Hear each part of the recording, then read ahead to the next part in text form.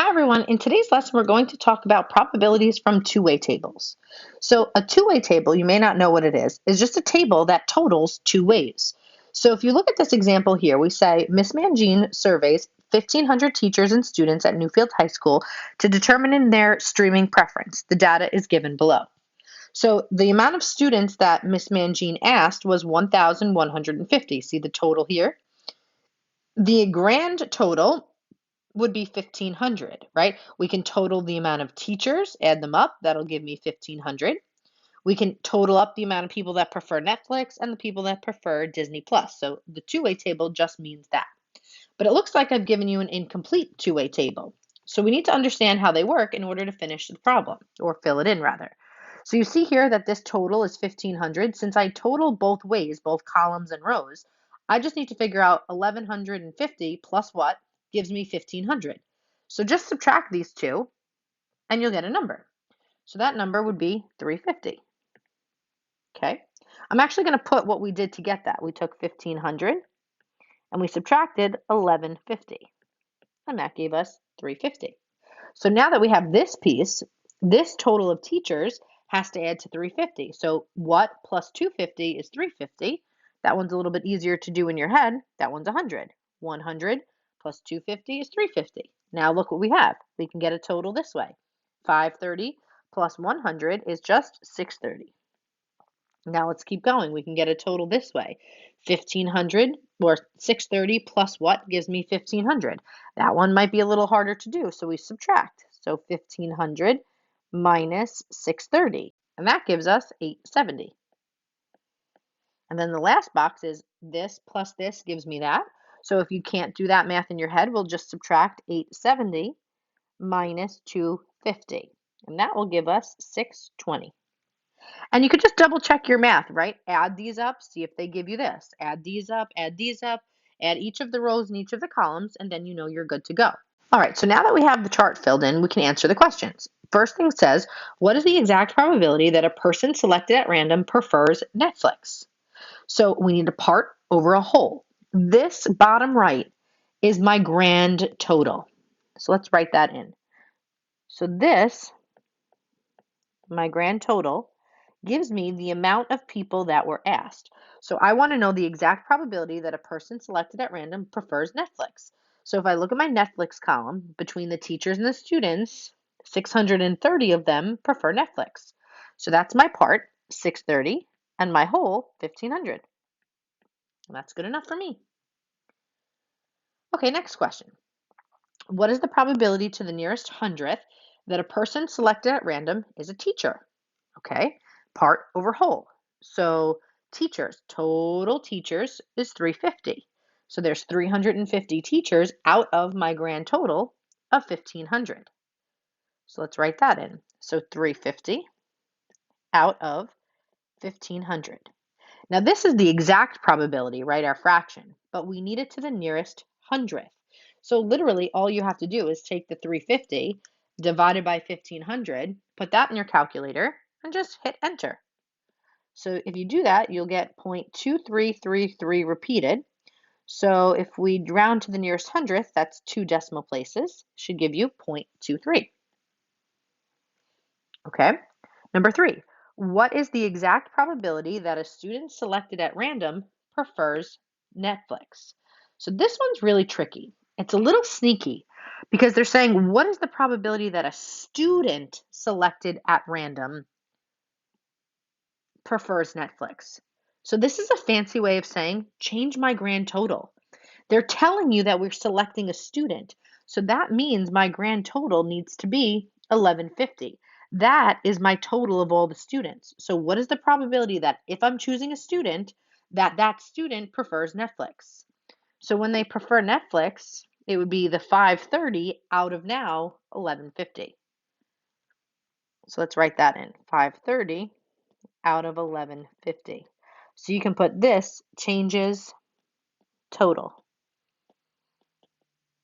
Because they told us, not just a random person, right? See how they use person here, that a person selected, but now they're saying student, so it changes the total. All right, let's look at number 4.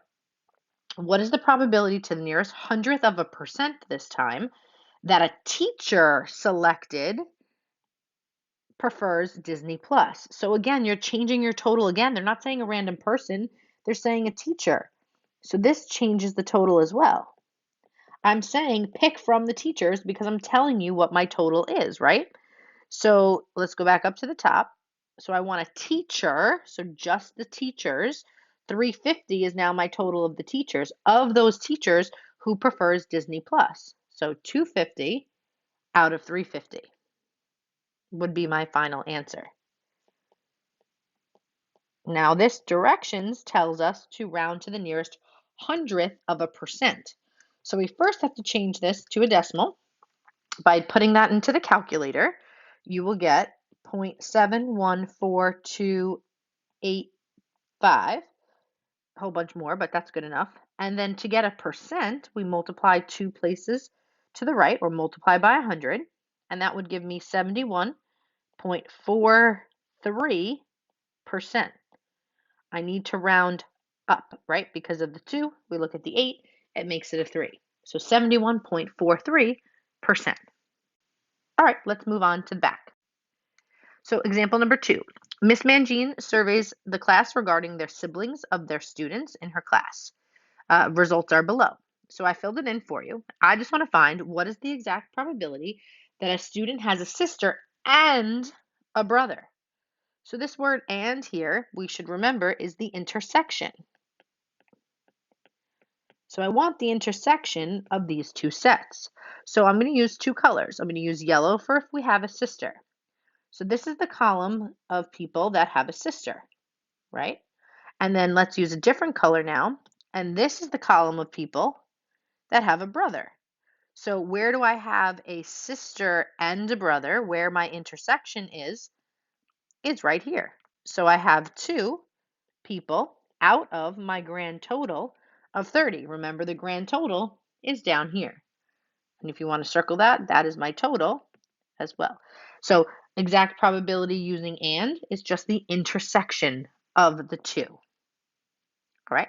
Last but not least is, what is the exact probability that a student has a sister or a brother, right? That's a different formula.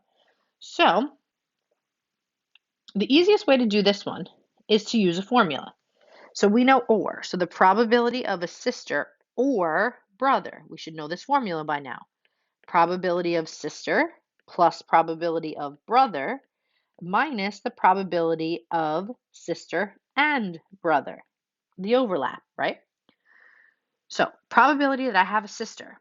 If I have a sister, it's 12 out of my grand total of 30. So this would be 12 out of 30. Probability B that I have a brother, so has a brother, is 6 out of my grand total of 30. And then what's the probability that I have a sister and a brother? That's the intersection, right? So has a sister and a brother, my intersection was 2. So 2 out of 30. So all you have to do to get these answers now is to just add these two fractions or three fractions together. So this would be 16 out of 30. So there is a way you can do it visually if you'd like. And that way is to just look at it. How many students have a sister? So feel free to highlight all of these people have a sister or a brother. All of these people have a brother. So or is the union of these two sets, right? Remember, union is or. So all we would really have to do is just add up the totals, right? The 12 and the 6. So if we did that and we said it would just be 12 plus 6, that actually gives me 18. But 18 out of 30 is not the answer. The answer is 16 out of 30. And the reason is because of this overlap. See how to get to 12, you added 2 and 10? And then to get to 6, you added 2 and 4. So theoretically, you added this overlap twice. So you have to know that it's just that, subtract off one of them, and then that would give you your 16, or 16 out of 30. So the or, another visual way to see it, would just be, if instead of subtracting that overlap, you could just add these pieces with this. All of those would be the or. Just add it once. So 2, 10, and 4, that'll give you the answer right away. So 2 plus 10 plus 4. So that gives you 16, obviously out of the 30 for our probability. So I know the or is a little bit tricky. We definitely can go over that more tomorrow in class. But if you have any questions, now is a good time to jot them down, and we'll see you in class tomorrow. Have a good night.